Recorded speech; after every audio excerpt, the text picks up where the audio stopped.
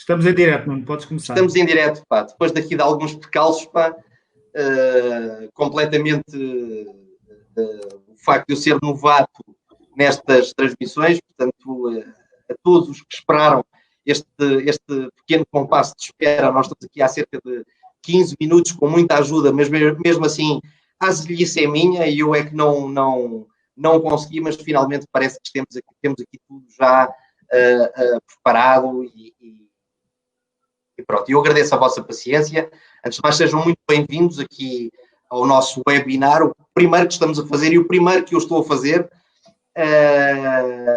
Gostamos muito de vos ter convosco, esperamos que seja muito interessante, como tenho a certeza absoluta que a excelência dos dois convidados que tiveram a honra de aceitar o convite. Nós temos a honra que estejam presentes, quer o Pedro Mota Soares, quer o Adolfo Mesquita Nunes, duas figuras não só do CDS, mas do panorama nacional subejamente conhecidos, que já exerceram funções governativas numa altura muito difícil para o país e que tiveram pela frente desafios enormes.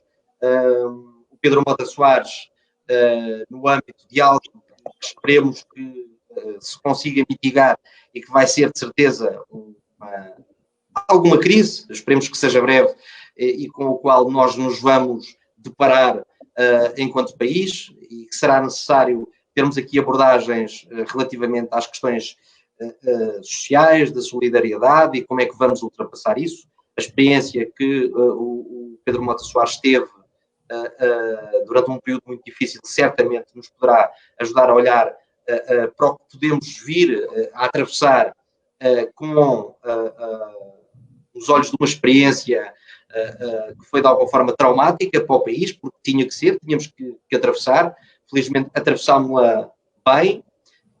E o Adolfo, que é, digamos, uma das figuras mais mediáticas, acho que não estou a ser injusto para muitos se eu disser na parte do CDS, mas que esse mediatismo também vem da competência que demonstrou, e bem, e que nos fez trilhar aqui um caminho de sucesso enquanto um dos melhores destinos, e maiores destinos também, porque não, turísticos, e que fez uma revolução não só no turismo, mas em todas as áreas que de alguma forma colidiam diretamente, se interseccionavam com o setor do turismo, a geração de receita, a criação de muitas empresas do que conhecemos.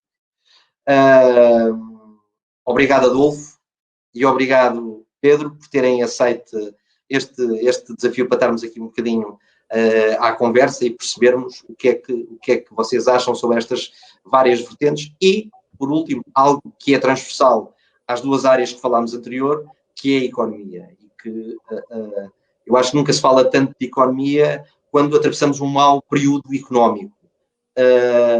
E é um bocadinho o que se pretende é que a vossa experiência, que é transversal numa área ou noutra, quais são os desafios que nos esperam. Mas eu passo de imediato, porque não é para me ouvir a mim necessariamente que temos a audiência, eu passo desde já ao Pedro Mota Soares, agradecendo mais uma vez a sua presença e colocando-lhe aqui uma questão simples, que é o que é que, no teu entender, nós podemos esperar das respostas sociais que existem atualmente e que estão no terreno face a uma crise, nomeadamente das famílias. Já se notam muitos pedidos de ajuda. Eu, como autarca, noto isso ainda hoje não, há alguns dias atrás, mas hoje por acaso foi uma coisa que eu levei para a Assembleia Municipal de Oeiras. Tinha aqui um pedido na porta do meu prédio, aqui em Oeiras, para que as pessoas doassem comida na paróquia, aqui junto da minha casa. Este é um exemplo crasso, tem havido vários que as notícias têm noticiado. O que é que a tua experiência nos diz? O que é que tu achas exatamente que nós podemos fazer mais relativamente às respostas que nós temos? Bem, antes de mais, Nuno, muito obrigado pelo convite. O prazer de partilhar aqui este ecrã, já não são mesas, agora são ecrãs, com o Adolfo e contigo, e dar-te, acima de tudo, os parabéns por esta iniciativa, porque eu acho que o CDS de Oeiras está a tocar nas duas áreas que são as áreas mais importantes que, do ponto de vista político, algum partido neste momento deve estar a falar. Economia e social. Dimensão económica, dimensão social, até porque as duas estão absolutamente interligadas.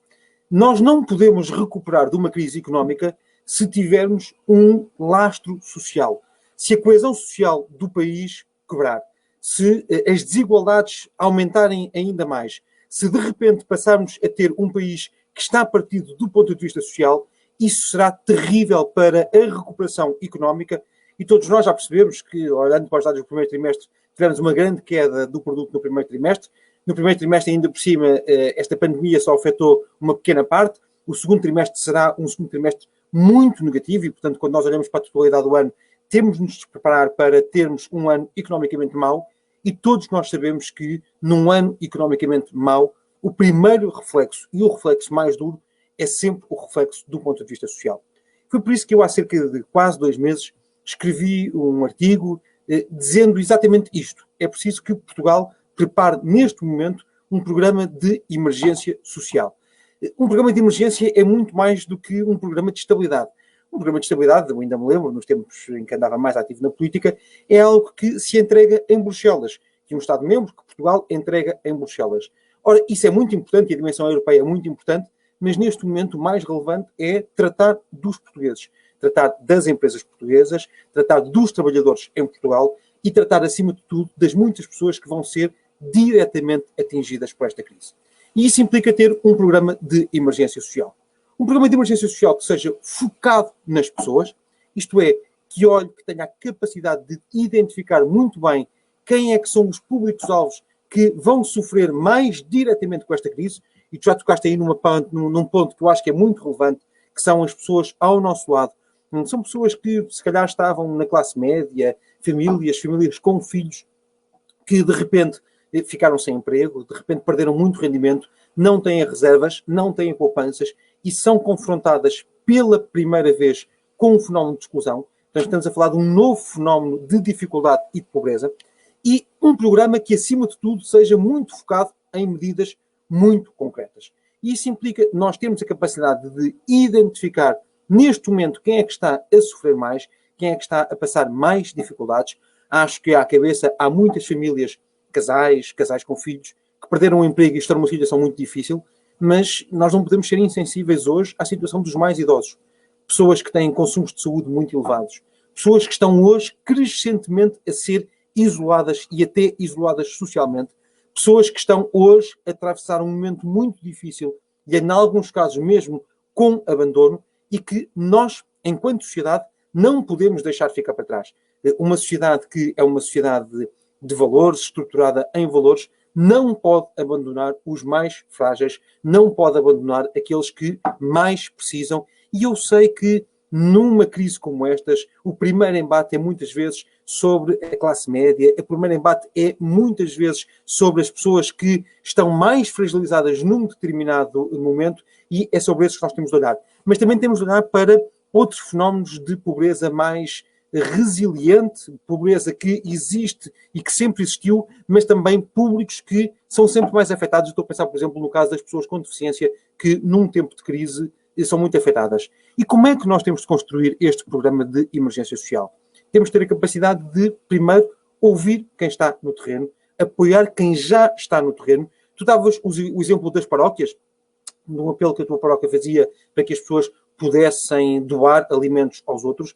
Mas eu estou a pensar no caso das instituições sociais, das IPSS, das misericórdias, das mutualidades. Estou a pensar em casos como o Banco Alimentar. Quando eu vejo nas notícias que neste momento 400 mil portugueses estão a recorrer ao Banco Alimentar de acordo com o que tem sido noticiado muito recentemente, não posso ficar indiferente a este tsunami que está a acontecer, a esta enorme hecatombe do ponto de vista social que está a acontecer, e isso tem de nos levar a ouvir quem está no terreno, ouvir as juntas de freguesia. Estou a pensar, por exemplo, no caso do Pedro Moraes Soares, na Junta de Cascais, na União da Junta de Cascais de Estoril, conheço-o bem, tu, Adolfo, e tu também, acima de tudo, que estás aqui ao pé, também o conheces bem, tem feito um trabalho notável, juntando voluntários, juntando instituições do Conselho, restaurantes, empresas do Conselho, que estão a ajudar.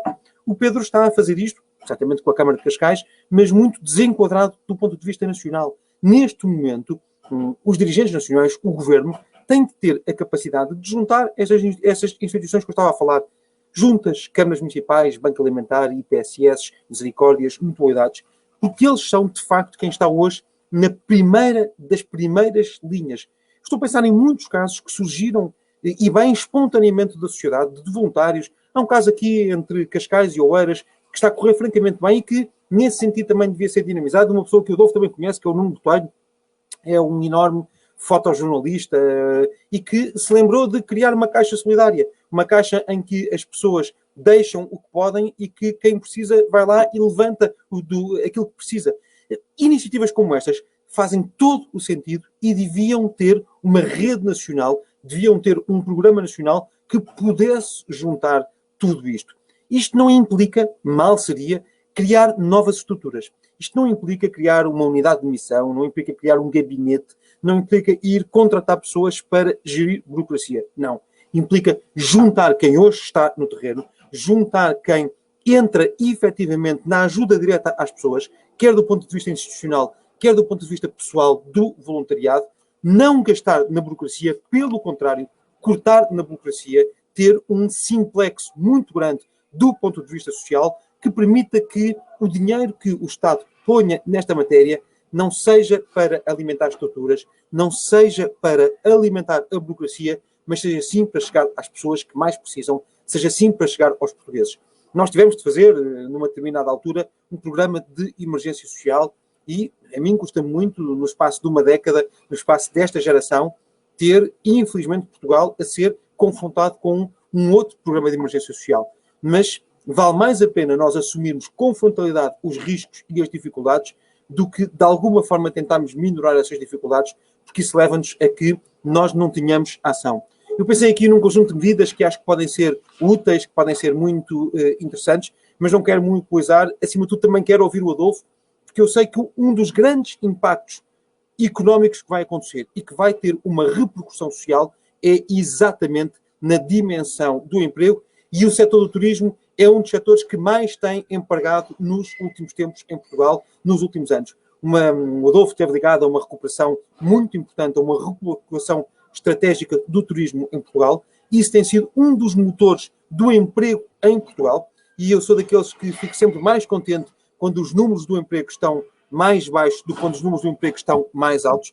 Mas sei hoje, e termino mesmo com isto, que o mais importante para muitas pessoas da população ativa, que por um motivo ou por outro motivo estarão fora dessa mesma população ativa, porque perderam o emprego, porque a empresa os colocou em uma situação de desemprego, porque a empresa fechou, porque estão, por exemplo, em layoff, sei hoje que o mais importante para estas mesmas pessoas é, mais do que ter apoio ao rendimento, ter apoio à sua formação profissional. Neste momento, o que nós devíamos estar a conseguir fazer para uma parte muito significativa da nossa população ativa que vai estar fora do mercado de trabalho era um grande programa de formação profissional, muito focada em formação profissional para a economia digital, para o que vem à frente, para a dimensão digital. E eu digo isto não inocentemente, antes de passar a palavra ao Adolfo, porque o Adolfo foi uma das primeiras pessoas que percebeu isto. No programa eleitoral do CDS, o Adolfo trabalhou muito esta matéria da formação profissional dos ativos, da qualificação profissional para a dimensão da economia digital. E eu acho que hoje uma das medidas mais importantes que nós podemos ter também de apoio social é criar medidas de formação profissional que permitam que as pessoas que porventura estejam num momento de dificuldade fora do mundo do emprego, fora da população empregada, que necessitam de receber um rendimento, um apoio do Estado, não recebam este rendimento, não recebam este apoio para estar inativas. O que devia acontecer neste momento era cada vez mais nós caminharmos das medidas de emprego que temos tido, e que eu não estou a criticar, como o layoff simplificado. A única crítica é que o layoff não é simplificado, muitas vezes até é complicado, e portanto era caminharmos destas medidas de apoio ao emprego para medidas de apoio à formação profissional, quer dos ativos, quer das pessoas que por algum motivo fiquem fora do mercado de trabalho, para capacitarmos rapidamente Portugal no sentido da recuperação económica, e certamente que aí que o tema do turismo será um tema muito importante, e eu acho que já estou a substituir até Nuno Guzmão enquanto moderador, quase a passar diretamente a palavra ao Adolfo.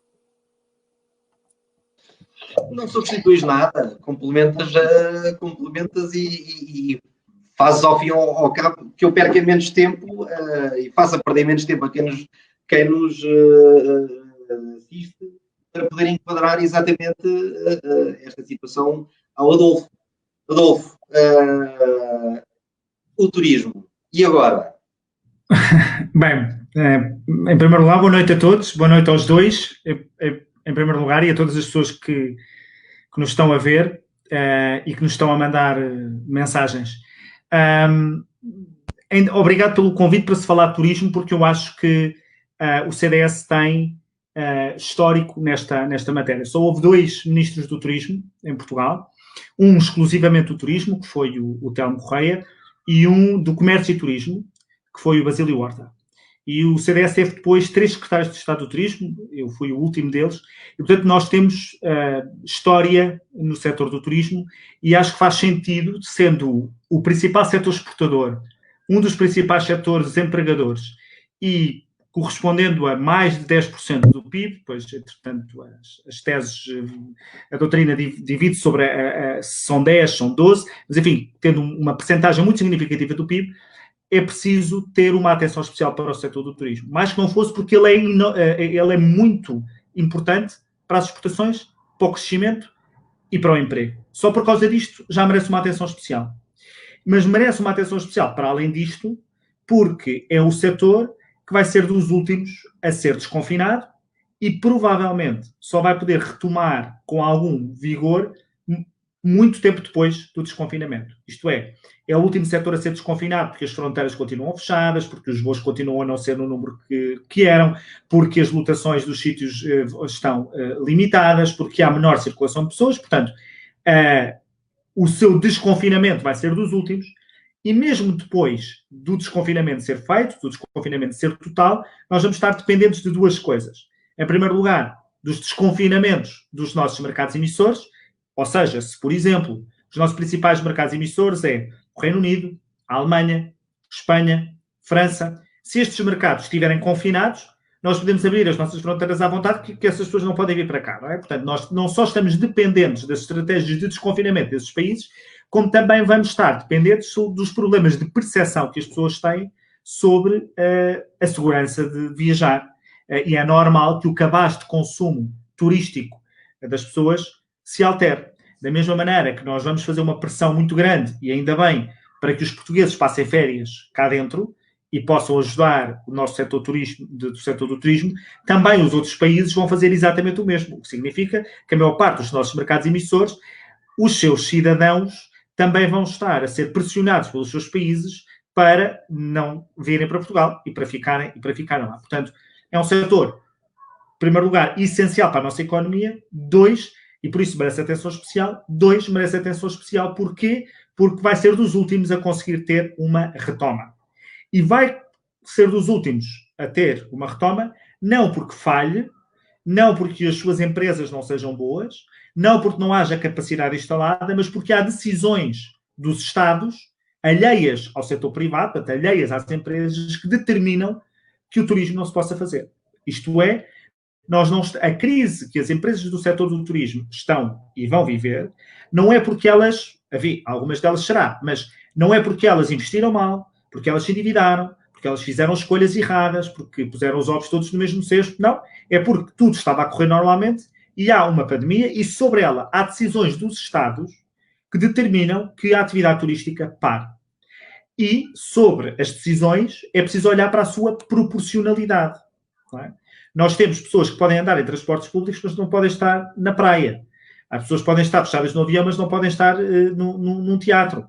Há zonas do país onde há muito poucos casos, falo, por exemplo, do Alentejo, e as regras que são aplicáveis aos restaurantes, às praias do Alentejo, são as mesmas que são aplicáveis em Lisboa, onde há um número de casos ainda significativo e onde até há alguns surtos. Ou seja, nem todas as medidas, mesmo que o seu objetivo seja positivo e de proteção das pessoas, nem todas as medidas são proporcionais, nem todas as medidas são adequadas. E quando nós restringimos desta maneira a atividade económica e restringimos as liberdades das pessoas, é bom que haja discussão sobre a proporcionalidade das medidas.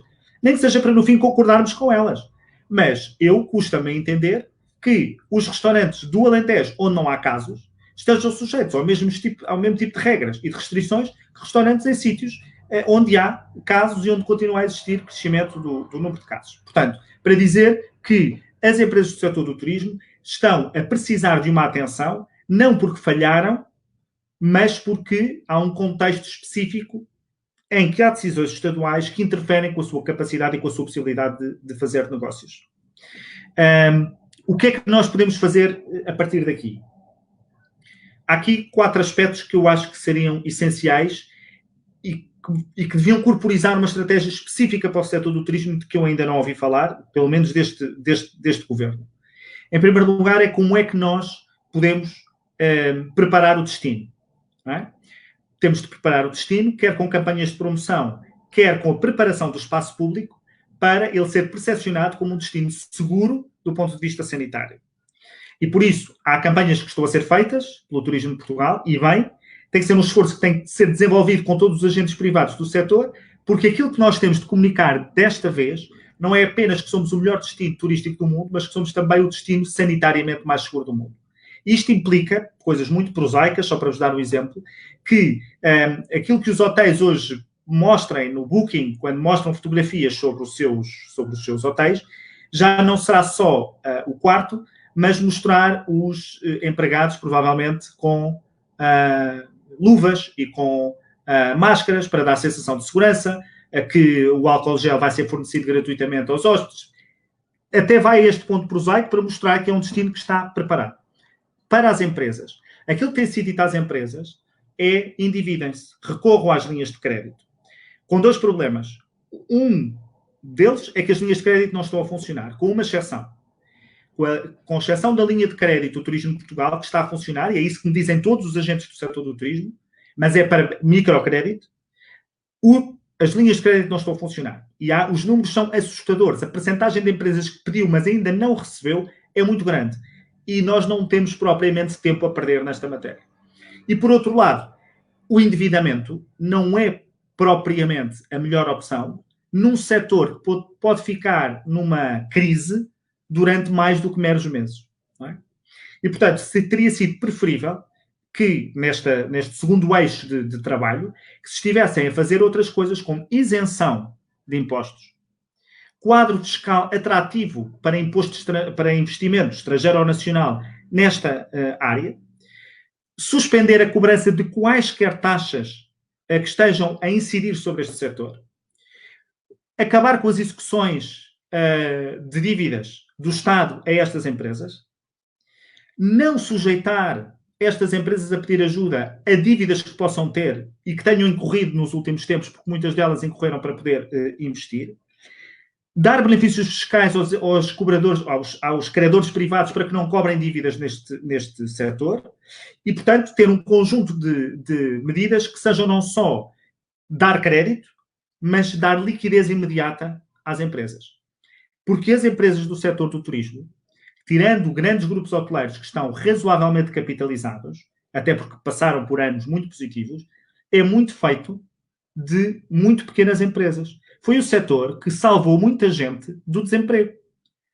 Empresas de animação turística, guias, aplicações informáticas, lavandarias, percursos, rotas vinícolas, o que quer que seja. Houve muita gente que se dedicou e são pequenos empresários, são sócios gerentes, têm poucos trabalhadores e, portanto, precisam de ajuda. Portanto, por um lado, preparar o destino, preparar a promoção e preparar o espaço público para dar sensação de segurança e sanitário. Por outro lado, ter uma política séria de capitalização das empresas, não para o curto prazo do endividamento que lhes foi proposto, mas para 1 a 2 anos em que elas vão estar com um cenário não positivo. Só para te dar um exemplo, não há estudos em Portugal relativamente a isto, mas só para te dar um exemplo, Espanha prevê este ano recuar 10 anos no número de turistas que vai receber e prevê que demore 2 anos, 1 ano e meio, até voltar a ter números normais. E, portanto, estamos a falar de apoios às empresas que seja para mais tempo. E, por isso, pode-se justificar também aqui, neste setor, por causa destas particularidades, regras especiais relativamente ao layoff. Depois há uma terceira área que eu acho que era importante e que o Pedro Mota Soares acabou de falar, que é a formação profissional. A formação profissional em Portugal está muito pensada ou para desempregados, e ainda bem, porque tem que haver formação profissional para desemprego, ou para dar qualificações académicas às pessoas, para permitir que as pessoas cheguem ao 12º ano. Nós já estávamos com esta necessidade e agora ainda vamos ter mais, que é de pessoas qualificadas que precisam durante este 1 ano e meio, porque o turismo depois vai voltar. Atenção, o setor do turismo vai crescer.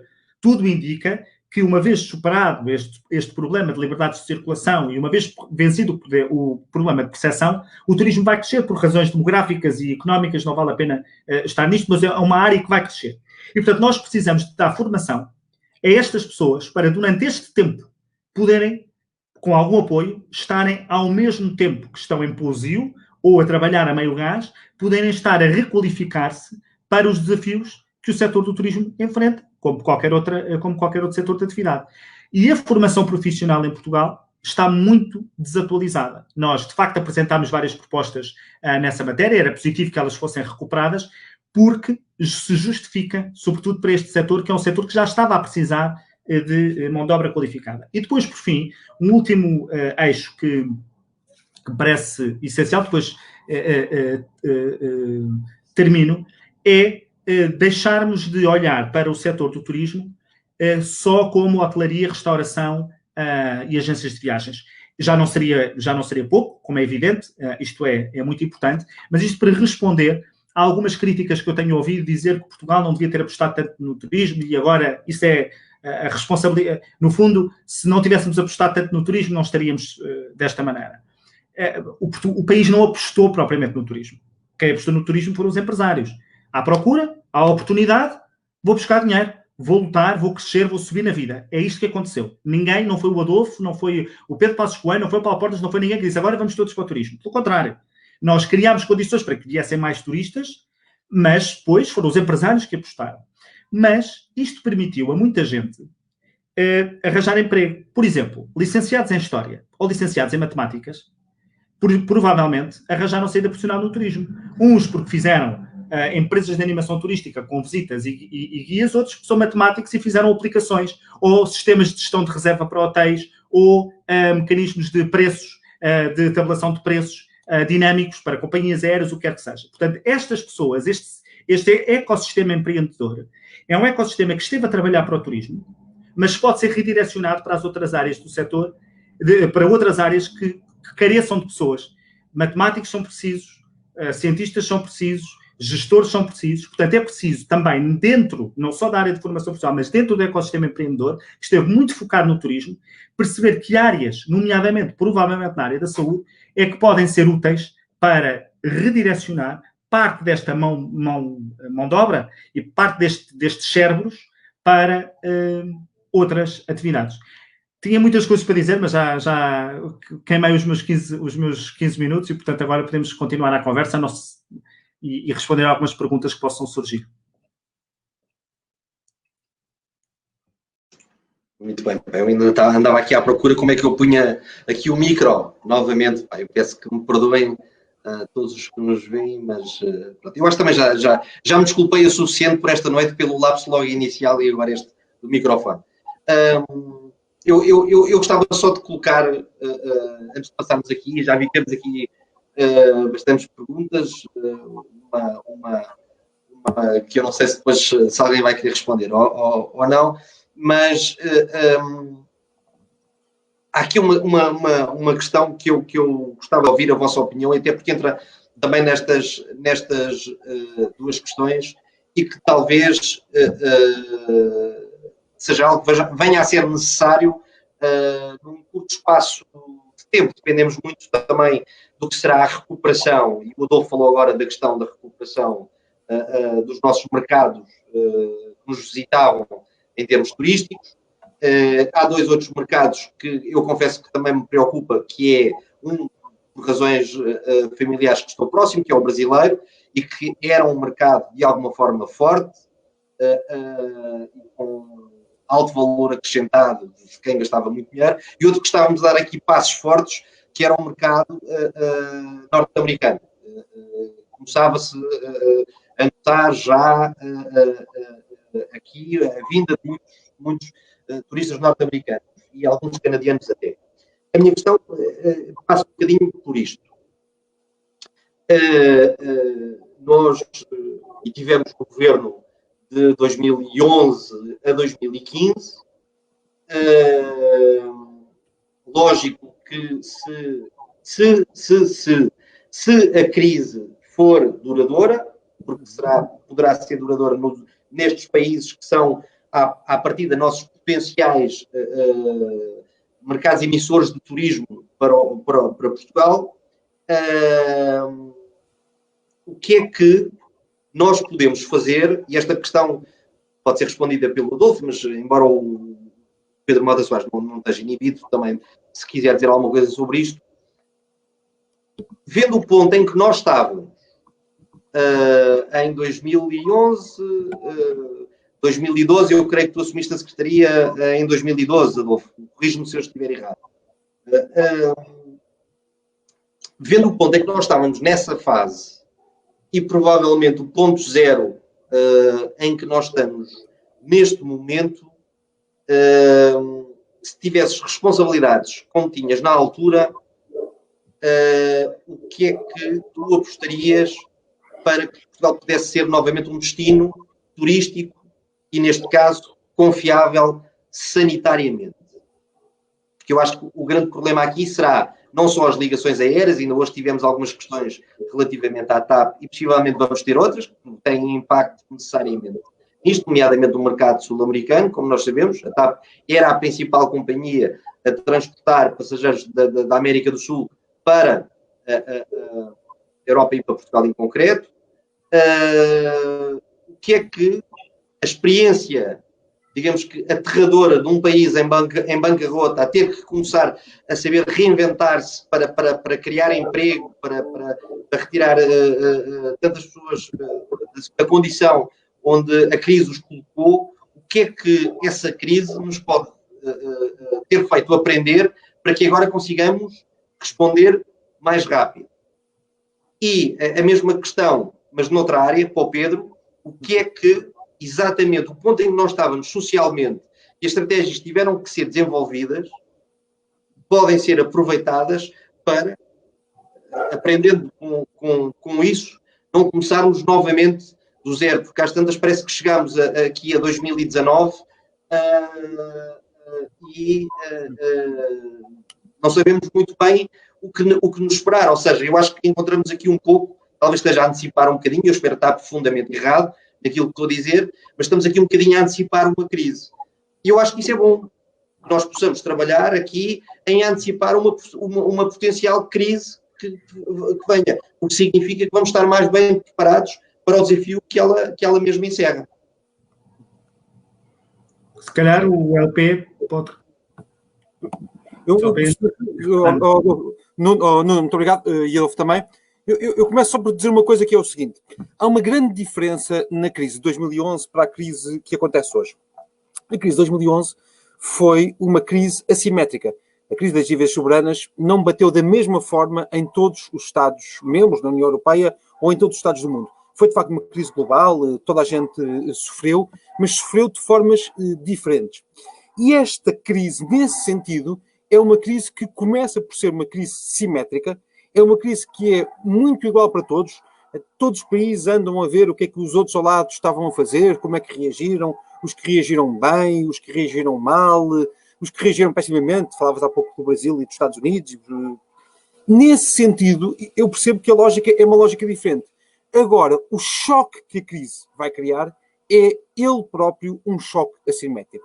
Mesmo que a crise seja semelhante em Portugal e na Alemanha, eu percebo que o choque que esta crise cria não é o mesmo em Portugal e na Alemanha. Nós não temos falado muito, eu sei que não é o âmbito da nossa conferência, da dimensão europeia, mas também temos de perceber um bocadinho como é que nós conseguimos alocar verbas europeias, dinheiro europeu, solidariedade europeia para reagirmos a isto. E nesse sentido queria dizer uma coisa que para mim me parece muito relevante. Portugal, por exemplo, conseguiu, e bem, fiquei muito contente com isso, na semana passada, cerca de 1.000 milhões de euros de um programa que se chama o SURE. O SURE é exatamente um programa que teve a capacidade de poder fazer chegar dinheiro aos Estados-membros para ajudar em medidas que têm exatamente a ver com medidas de apoio ao emprego e de apoio a pessoas que ficaram momentaneamente sem emprego. Estou a pensar, por exemplo, no caso do layoff. O SURE paga muito uma dimensão do layoff. Os SURE são 1.000 milhões de euros que vão ser entregues a Portugal, com uma dimensão que Portugal no início não ligou ou não teve uma grande atenção, que era a dimensão dos trabalhadores independentes, era a dimensão dos sócios-gerentes, era a dimensão de muita gente que pagou os chamados recibos verdes, que tiveram um dos primeiros embates nesta mesma crise. Mas quando eu olho para o Orçamento Nacional, e para o que está neste momento, por exemplo, no Programa de Estabilidade e de Crescimento, eu percebo que Portugal vai utilizar uma verba que é de cerca de 1.200 milhões de euros, isto é, 200 milhões de euros a mais do que vai receber do ponto de vista europeu. E, portanto, nós temos que ter a capacidade, do ponto de vista orçamental, em Portugal, de fazer escolhas. A crise não é igual nesse sentido para todos e nós temos que ter a capacidade de, nessa resposta à crise, ir um pouco mais longe e conseguimos encontrar aqui, fazermos aqui claramente escolhas, mas, nomeadamente, proteger setores que eu acho que hoje são absolutamente essenciais. Segunda nota que me parece muito importante. Infelizmente, e eu digo infelizmente, há 2 meses atrás, no início desta pandemia, que foi em meados de março, todos nós percebemos o que, ou melhor, alguns de nós perceberam o que aí vinham. E eu, logo nessa altura, comecei a falar na importância de termos um programa de emergência social, de chamar as instituições sociais, de ouvir o que é que estava a acontecer no terreno, de falar com a Isabel Janeiro do Banco Alimentar, ou com o Manuel Lemos da União das Misericórdias, ou com o Padre Maia das IPSS. Perceber, efetivamente, quem é que eram as pessoas que se estavam a dirigir a estas instituições e perceber as dificuldades. Eu falei, provavelmente, com todas estas entidades, com todas estas personalidades, e percebi também que, nesse sentido, a crise era muito diferente da crise de 2011. Primeiro porque é uma crise que não impacta sobre toda a gente da mesma forma. Há gente, e bem, fico muito contente com isso, que até pode estar em casa, até pode estar em teletrabalho, até pode estar, eventualmente, sem trabalhar, mas não perdeu rendimento. Estou a pensar, por exemplo, no caso da função pública, que não perdeu rendimento, ainda bem, está neste momento em casa, não perdeu esse mesmo rendimento. É diferente desse ponto de vista de um trabalhador independente que dependia, que pagava as suas contas com aquilo que recebia e, de repente, de um mês para o outro, deixou totalmente de receber o seu rendimento. A mim impressiona muito o caso de muitos profissionais, por exemplo, da cultura, em que neste momento o que está a ser prometido é um apoio de 219 euros por mês. E onde não conseguem ir buscar mais coisa nenhuma. Nós temos que ter uma enorme sensibilidade social para estes casos, para estas pessoas. Mas o mais importante é perceber e identificar quem é que são estes grupos, quem é que são as pessoas que neste momento precisam de mais ajuda. E isso implica que o Estado tenha a humildade de... há um poeta que eu gosto muito, que se chamava Pedro Além de Melo, que dizia sempre, quando as pessoas dizem descer ao povo, ele dizia, é preciso que os políticos subam ao povo. E é preciso neste momento que o Governo suba um bocadinho a quem está diretamente com as pessoas e ouça, perceba quem é que efetivamente neste momento está a sofrer mais e tem de ser mais ajudado. Deixem-me dar-vos 3 exemplos, que eu acho que são 3 exemplos muito importantes. Nesta crise, porventura, relativamente aos mais idosos, uma das matérias mais importantes é criar um programa de apoio domiciliário para idosos que estão neste momento sozinhos em suas casas, que até tinham muita autonomia, muitas vezes saíam de sua casa, faziam a sua vida relativamente normal e neste momento têm medo de sair de casa. É fundamental que alguém tenha a capacidade de ir à casa destes mesmos idosos e que lhes leve, que trate dos seus bens, das suas necessidades mais essenciais. Podem ser grupos de voluntários, podem ser juntas de freguesia, podem ser instituições sociais. Quem é que neste momento está a agregar uma nova resposta, um novo serviço de apoio domiciliário para garantir a alimentação, a higiene, a companhia, garantir que estes idosos não ficam isolados em suas casas? Segunda dimensão.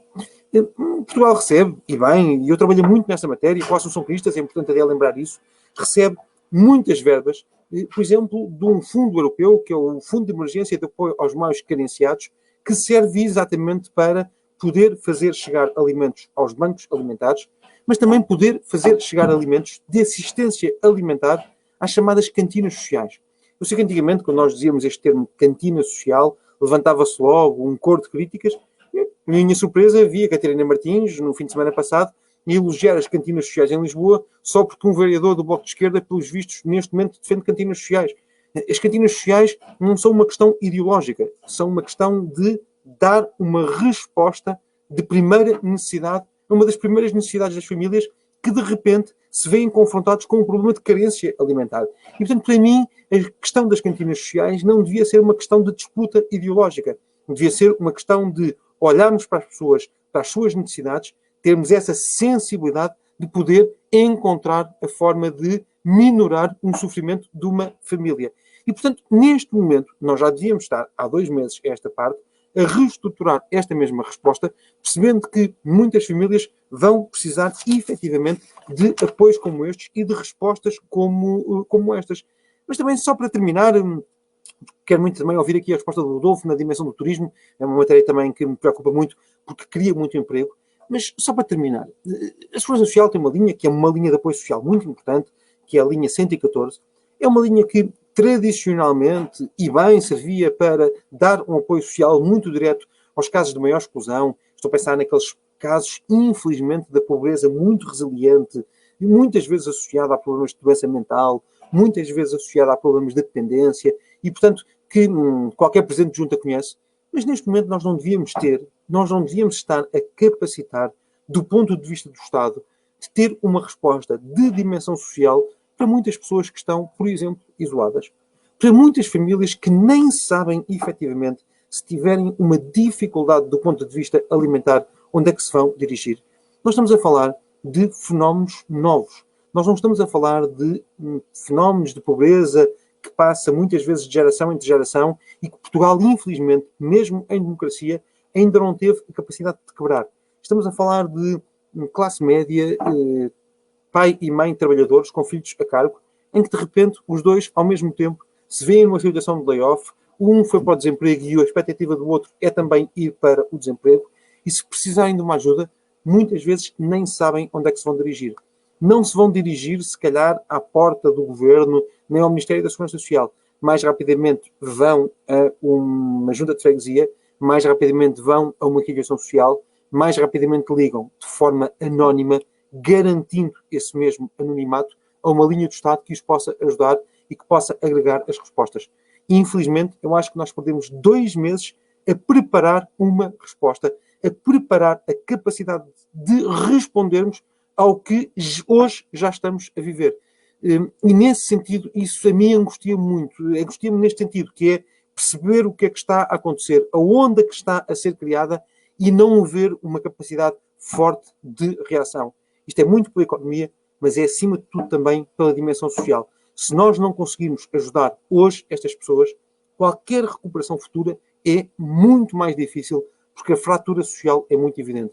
Na crise de 2011, eu sei que houve 2 grandes responsáveis para que o país não partisse do ponto de vista social. Foram as instituições sociais que, de norte a sul do país, no litoral e no interior, chegaram às pessoas, responderam às pessoas, tiveram a capacidade de sair da sua zona de conforto e ir muito mais longe na resposta às pessoas.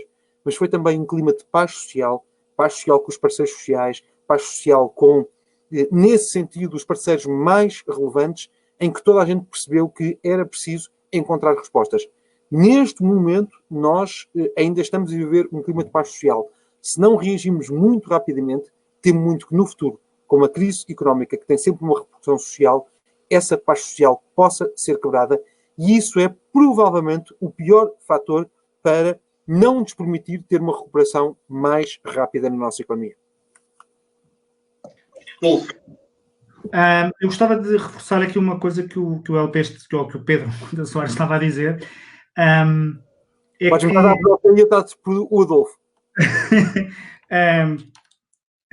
Esta crise é uma crise forte. A quebra no produto só de 15 dias de confinamento foi de tal forma significativa que aquilo que se espera é, de facto, uma quebra no produto muito significativa, porque, no fundo, nós precisamos a economia para trabalhar, a grande parte da economia. E nós não estamos a preparar o país para aquilo que aí vem.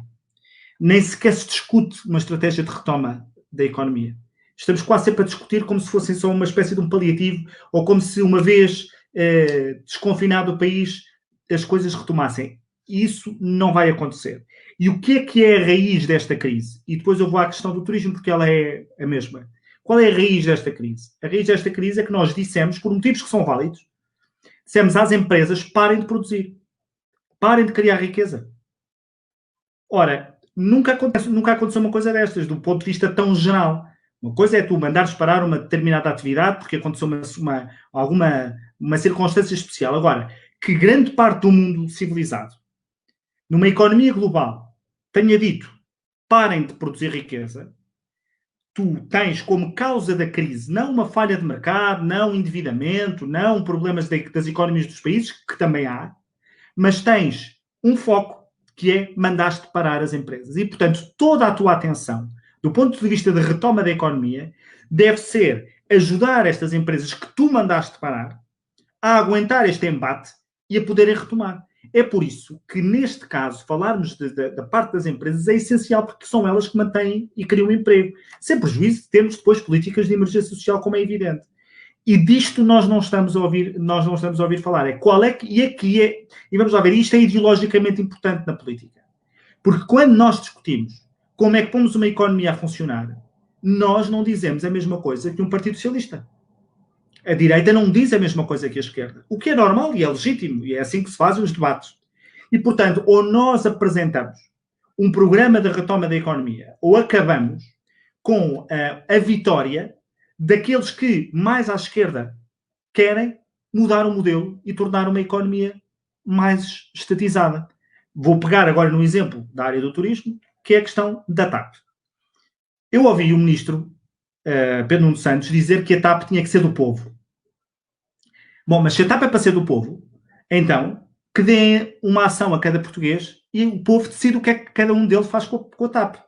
Esse género de demagogias, de que se a TAP for pública é do povo e se for privada não é do povo, é demagogia. Porque o povo não manda na TAP, seja ela pública, seja ela privada. Quem manda na TAP é quem lá estiver.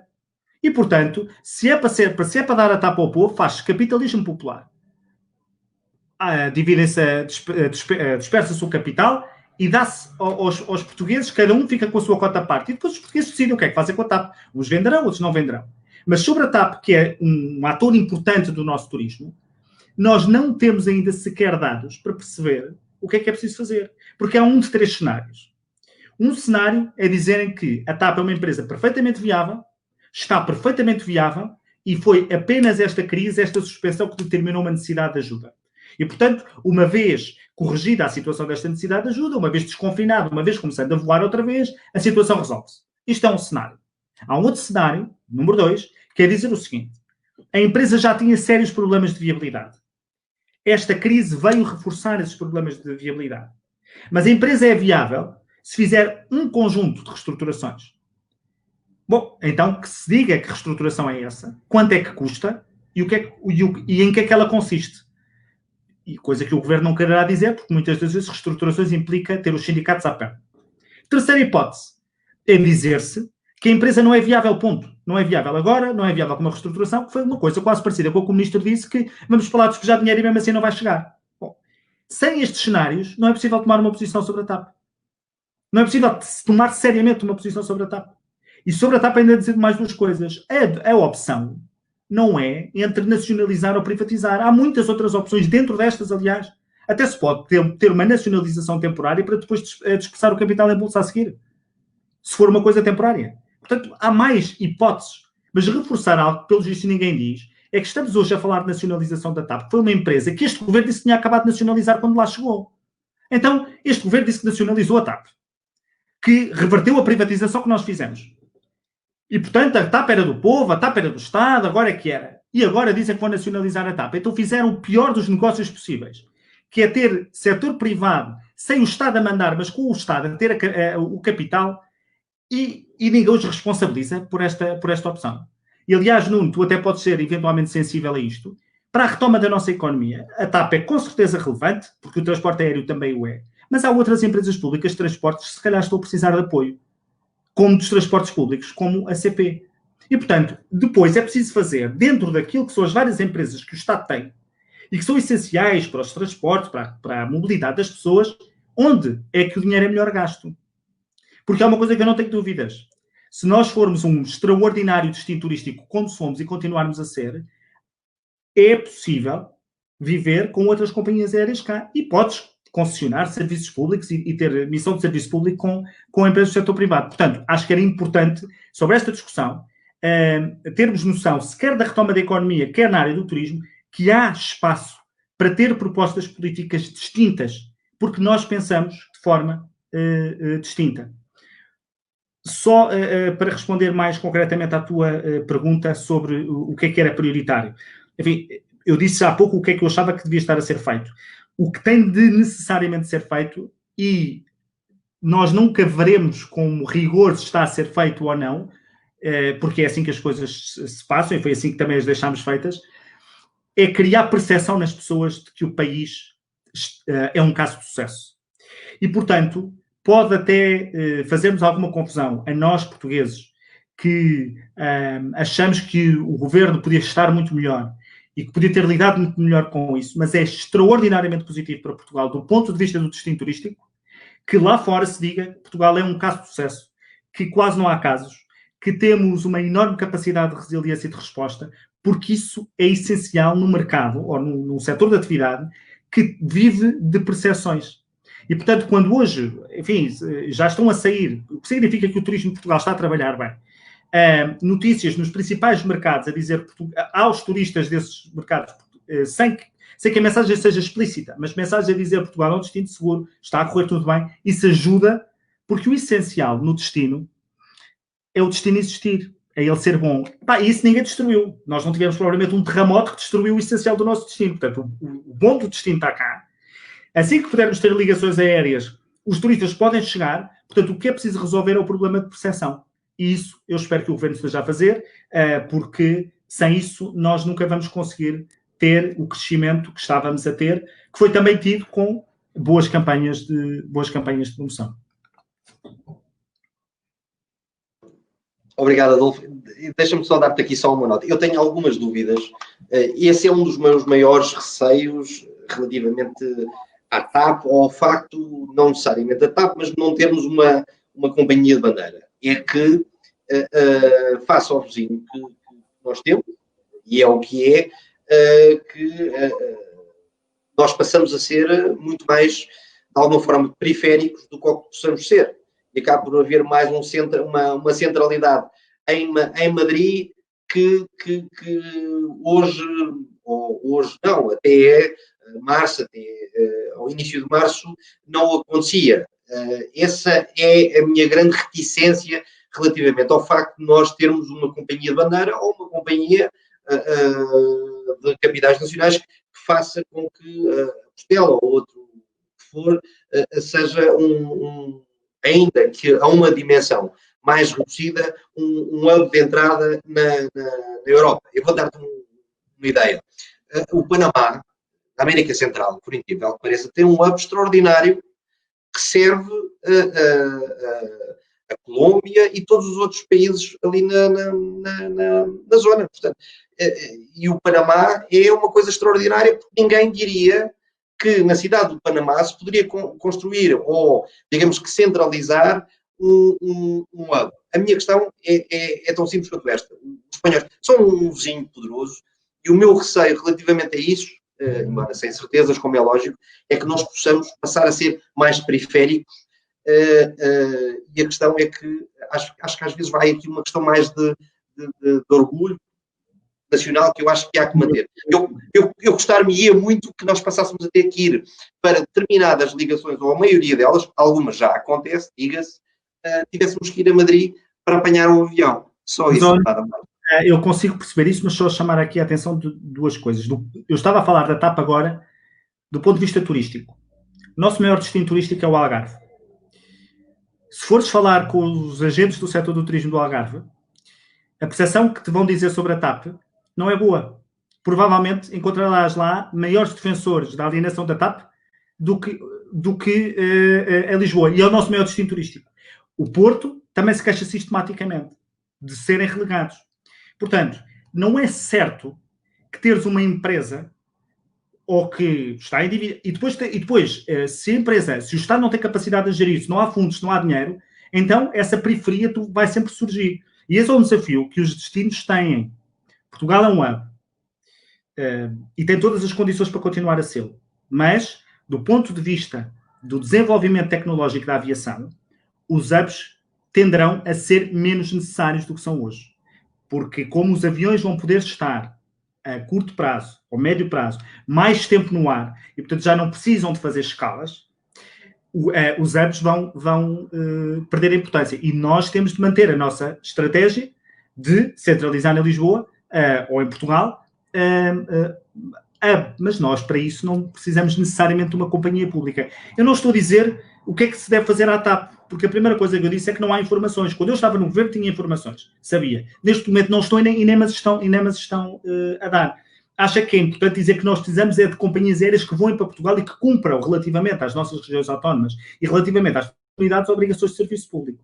Mas essas nós podemos, com certeza, também contratualizá-las. E acho que se estamos a falar de empresas públicas de transportes, seria útil que empresas como a CP, que têm estado permanentemente suborçamentadas e que são essenciais para a mobilidade das pessoas e também dos turistas, se calhar era uma discussão que poderíamos estar a ter, em vez de andarmos aqui entretidos a dizer que vamos despejar não sei quantos milhões, que se calhar são úteis noutras matérias.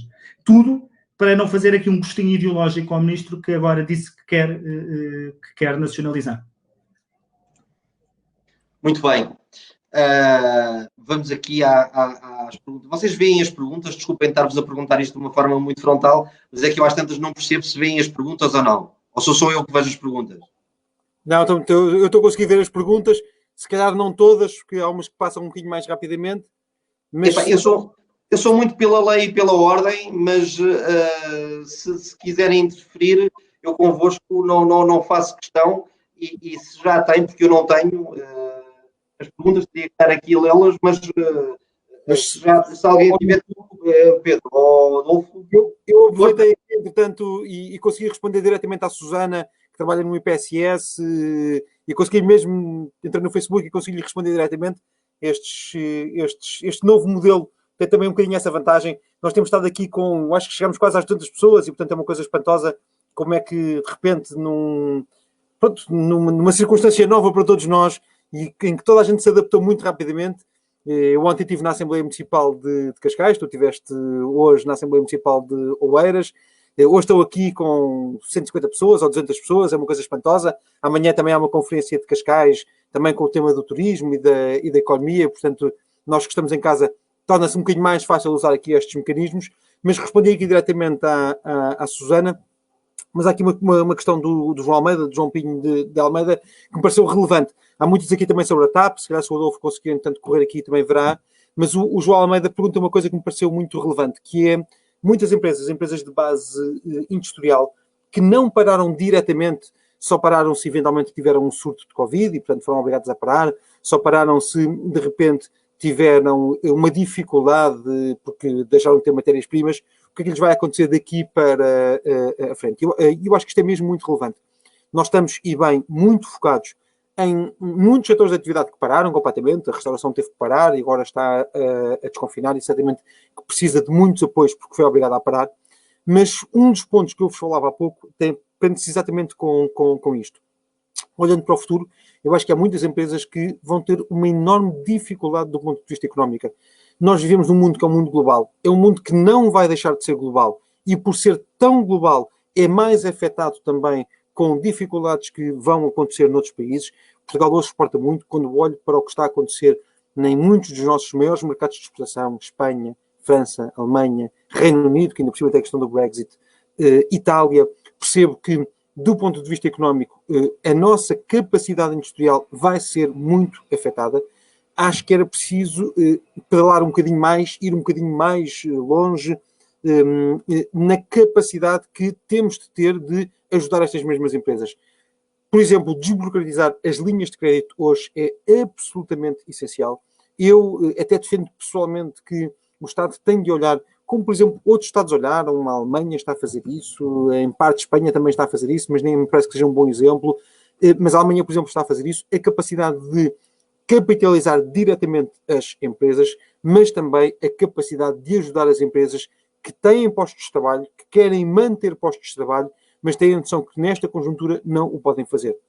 E volto com isto a um ponto que me parece muito importante. A questão do João é muito passar pelo alívio fiscal, completamente de acordo.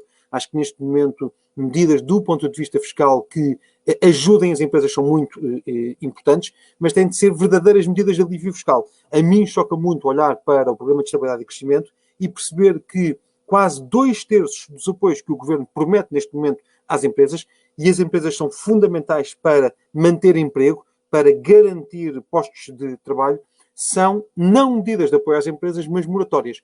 Pagar mais tarde impostos, pagar mais tarde contribuições, e isto, do ponto de vista do apoio verdadeiro, não é um verdadeiro apoio, é passar mais para a frente, para um momento que nós não sabemos se vai ser mais fácil ou mais difícil, os encargos que as empresas têm. Depois também o João fala aqui da questão do layoff simplificado, e eu acho que cada vez mais nós temos de caminhar do layoff simplificado, que foi muito importante para ajudar muitas empresas, para um layoff com formação profissional.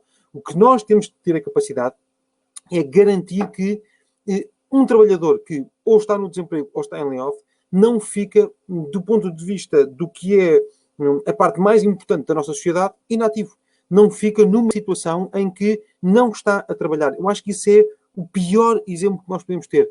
Eu percebo que um bocadinho esta ideia do fica em casa que vai ficar tudo bem, do ponto de vista de um país que quer produzir, é certamente muito pernicioso. Foi muito importante inicialmente para podermos conter a propagação do vírus, mas neste momento de desconfinamento, o que nós temos de fazer é criar condições para que as pessoas possam voltar às empresas. Muitas das pessoas não vão poder voltar efetivamente às empresas porque o seu posto de trabalho ou está de alguma forma suspenso ou desapareceu e, portanto, é podermos apostar nestes ativos, fazer um programa de formação profissional que eu acho que tem de estar muito vocacionado para a dimensão da sociedade digital, da economia digital, é o que nos vai acontecer nos próximos anos e que, curiosamente, esta pandemia até acelerou, e poder transformar os mecanismos de layoff em layoff com formação para ajudar as empresas no que elas precisam face ao que aí vem. E isto é estrutural para todos os setores. É certamente para o setor do turismo, que vai precisar muito e é um grande empregador, mas é também para outros setores, como os setores industriais que o João estava há pouco a questionar. E, portanto, nesse sentido, é podermos olhar para a nossa economia e, acima de tudo, dirigir os apoios, não para que as pessoas fiquem, de alguma forma, fora da população ativa, fiquem fora da população que está a trabalhar ou em formação, mas, acima de tudo, dirigir os apoios para puxar, devolver, voltar a chamar as pessoas para a população ativa. Não podia haver coisa pior do que passarmos 6 meses ou 1 ano ou 2 anos com as pessoas completamente de fora do mercado de trabalho, porque quando voltassem, nós vamos ver no final desta crise que o mundo evoluiu muito rapidamente e que, acima de tudo, o Estado hoje tem de dirigir os seus apoios para ajudar as pessoas também a converterem-se neste mundo que cada vez mais é um mundo muito rápido. Mas quem é que sou eu para falar disso, para falar sobre essa matéria? Basta vermos à noite o que acontece no Portugal, basta vermos no domingo à noite o que acontece no Portugal Global com o Paulo Portas, percebemos muito bem a rapidez com que o mundo está neste momento a evoluir. Vou só acrescentar aqui um aspecto que eu acho que era importante para reforçar. Aquilo que o LP está a dizer sobre o layoff e conjugar o layoff com outras políticas de formação profissional é um eixo que nós devíamos estar, de facto, a trabalhar. O layoff simplificado não resolve, é uma medida de combate, é um paliativo, mas depois não permite transições, não é uma medida dinâmica. Em primeiro lugar, o layoff simplificado, para já devia ser, de facto, simplificado, coisa que não o foi. Mas agora, neste momento, o layoff devia estar vocacionado, devia estar dependente do desconfinamento. Há setores que precisam, se calhar, de um layoff reforçado, que é o caso do setor do turismo, que vai estar num desconfinamento mais prolongado, mas há outros em que não, em que aquilo que é necessário é outro tipo de políticas, como conjugar o layoff com a formação profissional. E aqui temos que ser imaginativos, porque vivemos, de facto, tempos excepcionais. Depois gostava de dizer o seguinte, que é, se nós compararmos aquilo que o Estado português se propõe fazer, bem ou mal, pelas empresas portuguesas e pelas famílias, não é comparável do ponto de vista da robustez nem da urgência com aquilo que o governo alemão, ou o governo dinamarquês, ou o governo holandês estão a pensar fazer. Do ponto de vista da robustez, do volume de dinheiro que está envolvido. Isto prova o quê? Prova que países com níveis de endividamento mais moderados e com contas públicas tendencialmente sãs, têm, quando chega a uma altura de verdadeira urgência e de emergência, capacidade de reação. Ao contrário daquilo que a esquerda agora nos diz, que esta crise veio demonstrar que o Estado tem que gastar e que, afinal, as empresas precisam de ajudas do Estado e, portanto, o Estado tem que estar sempre, isto veio demonstrar, ao contrário, veio demonstrar que os países que souberam ter responsabilidade orçamental e responsabilidade no endividamento estão hoje capazes de, porque é um motivo de urgência e de emergência, que não é uma falha de mercado, tem a ver com decisões do Estado, para ajudar as empresas. Isto vem comprovar aquilo que nós sempre dissemos, que era precisamos de contas em ordem para poder ajudar quando é de facto urgente ajudar. E se é verdade, eu percebo aquilo que o João estava a dizer, de que houve muitas empresas que não pararam, e é verdade, quando eu digo que aquilo que nós dissemos à economia foi para parar, houve muitas empresas que continuaram. Mas como vivemos num mundo global, eles vão ter prestadores de serviço, fornecedores, clientes que eventualmente pararam. Portanto, ou porque uns pararam, ou porque outros foram mandados parar, mesmo aqueles que estão a continuar, ou que estavam a continuar, têm não sei quantos problemas derivados, como se costuma dizer, derivados de estas opções do Estado. Portanto, dar conta de que para nós ultrapassarmos isto, nós temos mesmo de ajudar o nosso tecido empresarial. Se há coisa que isto vem provar é o que é que acontece a um país ou a uma economia quando grande parte do seu tecido produtivo tem que ficar a meio gás ou tem que ficar parado. O que acontece é a crise que nós vamos ver. E por isso é que nós temos rapidamente que dar um suplemento vitamínico. Aquilo que o Pedro estava a dizer de moratórias de impostos é verdade, por isso é que eu falo que há setores, provavelmente, precisam de isenção de impostos. Dizer, este ano não se paga.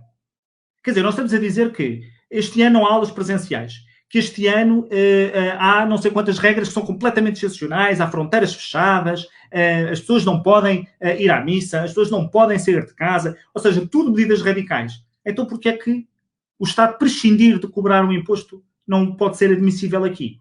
É porque depois é possível fazer as contas, é possível ver todos estes apoios, estes milhões que para aí vêm, o que é que se calhar sai mais barato e o que é que dá mais liquidez imediata às empresas para fazerem aquilo que devem fazer para conseguirem retomar a atividade económica. Muito bem, eu vou passar aqui muito rapidamente, eu vou só agrupar aqui algumas questões. Antes de mais, agradecer a vossa participação, a participação de todos e sobretudo aqueles que quiseram participar ainda por cima, colocando aqui questões. O Gustavo Reis, que por sinal é membro aqui da CPC do CDS do Eiras, espero que esteja tudo bem. Gustavo, a mulher dele é enfermeira e tem estado sistematicamente aí na linha da frente. O Gustavo pergunta quais as maiores diferenças que encontram na estratégia a adotar na reabilitação do turismo no nosso país, comparando com o processo iniciado em 2012. Esta questão foi um bocadinho aquela que eu disse há pouco. O Gustavo tem uma coisa em particular contigo, é também da Covilhã. Adolfo, só aqui uma pequena curiosidade. Dar aqui um abraço ao Gustavo, que já não nos vimos há algum tempo, embora por vezes falemos. Aqui o Fritz António Figueiredo Santos, que é também nosso militante, não me lembro exatamente qual é a conselhia dele.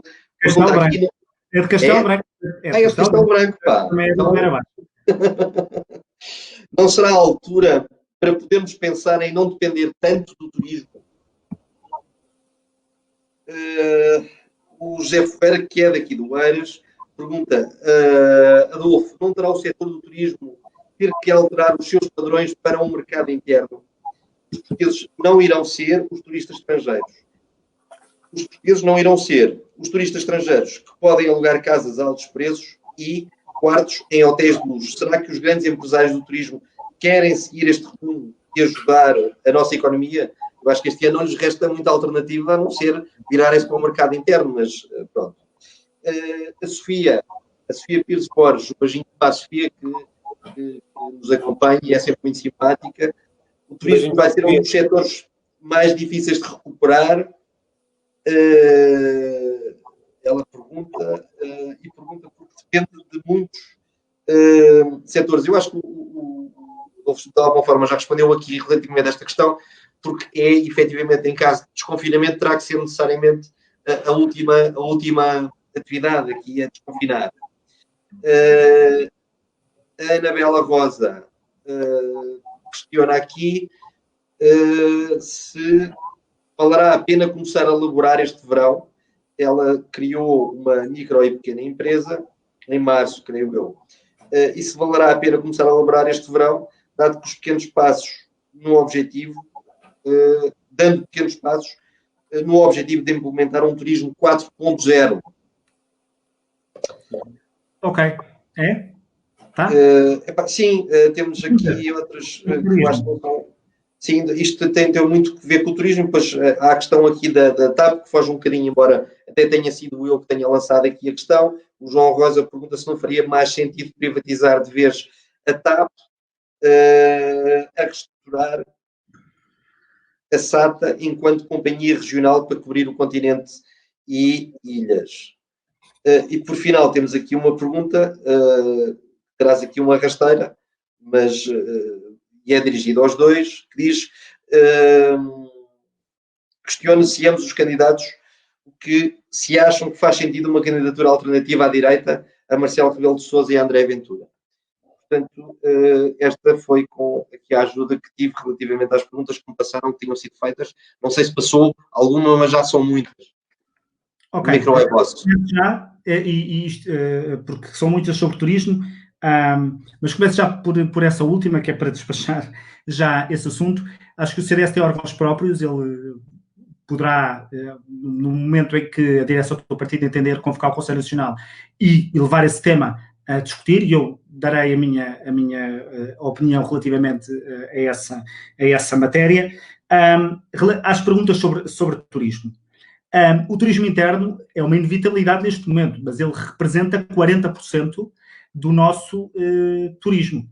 Ou seja, nós temos uma capacidade instalada para mais de 60% de turistas estrangeiros. Portanto, mesmo que alguns dos portugueses passem a ficar cá, muitos deles provavelmente vão estar numa situação de crise económica e, portanto, também não vão poder dar o contributo que se esperaria. Portanto, é verdade que o turismo interno é uma necessidade, mas tem limitações quantitativas e pode ter limitações qualitativas do ponto de vista da capacidade que as pessoas têm para fazer despesas. Coisas que poderiam estar a ser feitas no turismo para ajudar, por exemplo, os alojamentos locais. Os alojamentos locais poderiam neste momento estar a migrar para o arrendamento, mas o governo tem o alojamento local, quando migra para o arrendamento, tem que pagar mais-valias. E isto afugenta muita gente de migrar para o arrendamento. E o governo, o que fez neste Orçamento de Estado, e não parece que queira mudar, é dizer, ok, não paga mais-valias se migrar para o arrendamento por contratos de arrendamento no mínimo por 5 anos. Ora, isto ainda não é suficientemente atrativo para as pessoas migrarem para o arrendamento, sobretudo para fazerem contratos de arrendamento por 5 anos num mundo tão veloz. Portanto, seria hora, por exemplo, de se alargar essa possibilidade de isentar de imposto de mais-valias ao alojamento local que queira migrar para o arrendamento para contratos que tenham o mínimo de 1 ano, que aliás é o mínimo do contrato de arrendamento de acordo com a lei do arrendamento que está em vigor agora. E isto provavelmente ajudaria as empresas do setor do alojamento local, aumentava o número de casas disponíveis e fazia baixar, ainda que de forma marginal, os preços dos arrendamentos nas cidades. Isto é uma medida simples para as microempresas desta área que poderia estar a ser tomada. Para o interior do país, o turismo, se há zona onde o turismo pode, com alguma rapidez, afirmar-se, é no interior do país, porque não há grandes aglomerados populacionais, não há grandes massas de gente, é turismo de natureza, é turismo que permite turismo de aventura e, portanto, tem condições de se afirmar, mais até do que destinos que estão mais massificados. E, nesses casos, o setor do turismo, era o que eu dizia há pouco, não é só o hotel que abriu, ou o alojamento local que abriu. É porque o turista comprou o artesanato, é porque foi ao restaurante, é porque comprou produtos locais, isto é porque foi a um museu. Isto dinamiza a economia local mais do que o mero efeito de uma dormida. E, portanto, não se diga, às vezes com ar pesaroso, de que dependemos demasiado do turismo. O turismo, então no interior do país, foi essencial para ajudar muita gente a conseguir superar a crise em que estavam a viver. E não é possível, de facto, comparar aquilo que foi 2011 com aquilo que estamos a viver agora. Porque em 2011 aquilo que nós tínhamos era uma crise económica a um nível mais ou menos global e, portanto, diminuiu a capacidade das pessoas poderem viajar. O rendimento das pessoas estava mais limitado. E isso fez uma contração. Nós também podemos ter isso agora, mais tarde. Nós, neste momento, o que temos é uma incapacidade das pessoas, mesmo aquelas que têm dinheiro, de se deslocar. E, portanto, é uma coisa completamente distinta. No fundo, é mesmo quem tenha muito dinheiro para vir para o melhor dos nossos hotéis, não tem como cá chegar. E provavelmente o hotel está fechado, porque isto é o ovo e a galinha. Se os turistas não vêm, o hotel fecha, os turistas não vêm porque o hotel está fechado. E, portanto, é preciso às vezes depois criar aqui resolver o problema do ovo e da galinha, que nem sempre é fácil. Isto é uma coisa que no Algarve se sente muito na época baixa. Pedro, queres dizer alguma coisa sobre isto? Muito rapidamente, só para te dar uma nota que acho que não é irrelevante. Duas notas. Primeiro, surgiu aqui uma pergunta enquanto estavam a falar do Edgar sobre a questão dos ginásios que estão fechados, que têm hoje grandes dificuldades. É um dos exemplos, para mim, muito evidentes. Se há uma atividade que continua fechada por lei, como é óbvio, o Estado tem uma obrigação de criar, do ponto de vista quer das isenções fiscais, não estou a falar de moratórias, quer de isenções fiscais, quer de medidas de apoio ao layoff, tem de criar as condições, porque não é possível que o Estado feche uma atividade e depois não ajude essa atividade a tentar sobreviver no futuro. Portanto, uma coisa muito rápida. Mas sobre a dimensão do turismo, uma coisa que eu achei muito curiosa. Neste momento, o setor social, e bem, está a preparar uma resposta estruturada sobre o que pode ser uma coisa que o Governo chamou o Programa de Estabilidade Económica e Social. E é muito curioso que, na dimensão social, uma das coisas que as instituições sociais hoje pedem, um bocadinho como aconteceu em Itália, é a criação de vales de turismo interno. Isto é, a capacidade de se poder, de alguma forma, fomentar o turismo interno. Porquê? Porque todos nós percebemos a importância que o turismo hoje tem, mesmo o setor social percebeu isso, do ponto de vista da manutenção de empregos. Menos empregos no turismo significam sempre mais pessoas numa enorme situação de dificuldade e de exclusão. E, portanto, quando nós hoje falamos da manutenção da atividade económica, do apoio à atividade económica, que vai, como é óbvio, impactar muito com a quebra das viagens, todos nós sabemos que hoje a capacidade, vejo que também tem tentado aqui comentar o Francisco Braga, que é nosso militante, e é uma pessoa que conhece muito também desta dimensão, ligada ao setor hoteleiro, conhece muito a dimensão hoje do que são as formas de reservar hotéis, da flexibilidade dos preços. Como é óbvio, nós estamos a atravessar um momento muito difícil e, nesse sentido, tudo o que nós podemos fazer para apoiar a economia terá menor reflexo do ponto de vista social. Eu acho que essa é a questão mais relevante hoje mesmo, percebendo de facto que há muitos exemplos lá fora na Europa. O Carlos Martins agora fala-nos, por exemplo, do Luxemburgo, que aconteceu também isso em Itália, de se encontrar formas de tentar fomentar o turismo interno para poder, de alguma forma, minorar também o impacto muito grande que o turismo externo está a ter. E sobre os presenciais, dizendo uma coisa muito rápida, eu expressei-me num momento que ia chegar ao momento próprio, que era antes do congresso do CDS. Foi uma matéria que não foi muito central no congresso do CDS, mas eu acho que se percebeu um bocadinho o que é que cada uma das pessoas pensava sobre esta matéria.